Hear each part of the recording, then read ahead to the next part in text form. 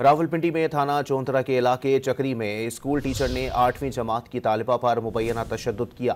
Video मंजर आम पर आ गई है। आपको अपडेट कर रहे हैं। रावलपिंडी में थाना चौंतरा के इलाके चक्री में स्कूल टीचर ने 8वीं जमात की तालिबा पर मुबैना तशद्दुद किया है।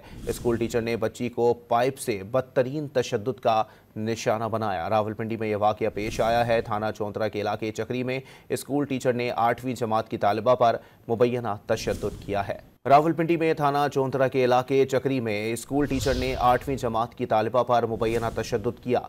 वीडियो मंजर आम पर आ गई है। आपको अपडेट कर रहे हैं। रावलपिंडी में थाना चौंतरा के इलाके चक्री में स्कूल टीचर ने 8वीं जमात की तालिबा पर मुबैना तशद्दुद किया है। स्कूल टीचर ने बच्ची को पाइप से बदतरीन तशद्दुद का निशाना बनाया। रावलपिंडी में यह वाक़या पेश आया है। थाना चौंतरा के इलाके चक्री में स्कूल टीचर ने 8वीं जमात की तालिबा पर मुबैना तशद्दुद किया है।